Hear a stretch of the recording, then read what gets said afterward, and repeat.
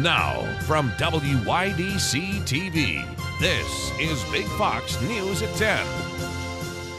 Good evening, I'm Anna Manuel with Big Fox News. We are observing Martin Luther King Jr. today, and many of you had a day off, but others had a day on participating in a day of service. The Food Bank of the Southern Tier welcomed visitors and volunteers today. The food bank distributes food to people in need through a network of more than 165 member agencies, including food pantries, soup kitchens, shelters, and other hunger relief organizations in Broome, Chemung, Schuyler, Steuben, Tioga, and Tompkins counties. It's a big responsibility, and volunteers are a big part of it. We've had about 70 volunteers in here. We've had some local organizations come in, some businesses, families. We've got a lot of families in here actually that are spending their time off volunteering, so it's been a really great day so far. And if you would like to volunteer, you can sign up at foodbankst.org or call Nancy Perkins. There's the number 607-796-6061, extension 4043. And another volunteer opportunity for folks today. Elmira's Economic Opportunity Program Incorporated hosted a free community dinner at Ernie Davis Community Center.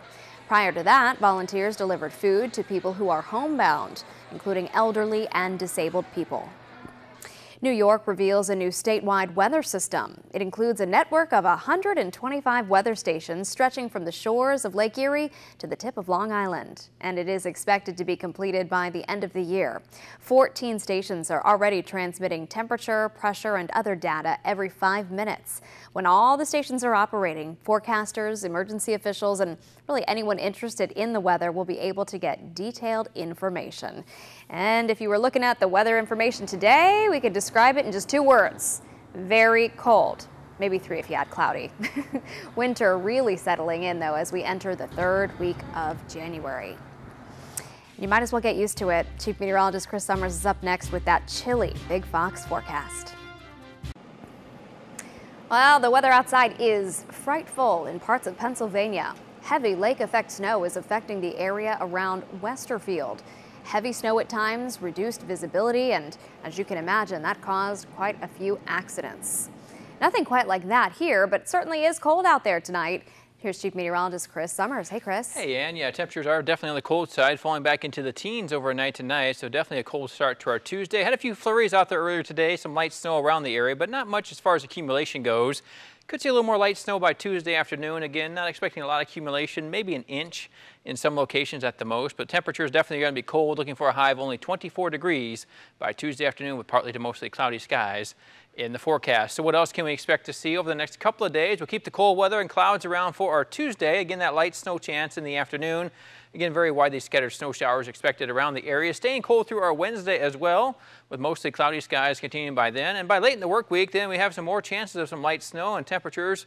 I don't really see any increases in temperatures anytime soon. Looks like they'll stay mainly into the upper 20s to low 30s for high temperatures.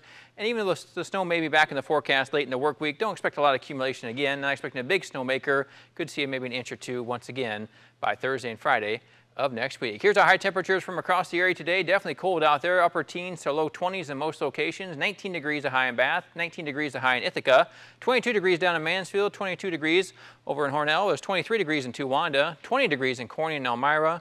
And we saw those temperatures stay basically into the 20s for much of the day today. And looks like we'll be right back to the upper teens to low 20s for highs as we get into our Tuesday. Here's your forecast for tonight. Then you could see a little light snow around yet tonight. We'll see temperatures fall back into the teens, about 14 by tomorrow morning. Very windy and cold as winds continue out of the west at about 10 to 15 miles per hour. As we get to our Tuesday, 24 degrees, mostly cloudy skies. Again, a few more snow showers in the forecast, especially during the late afternoon hours of our Tuesday. Here's that 7-day forecast. As we get to Wednesday, then temperatures staying cold, about 26, but mostly cloudy skies. 26 degrees a high on Thursday as well.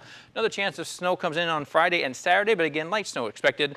Highs of 26 to near 25 degrees as we get into the weekend, eventually back into the 30s.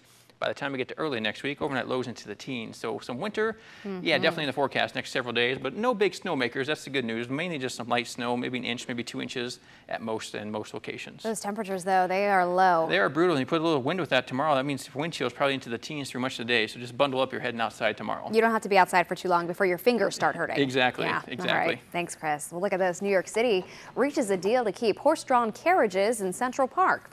Under the new deal, the number of licensed horses will drop, and they're getting a permanent home in Central Park.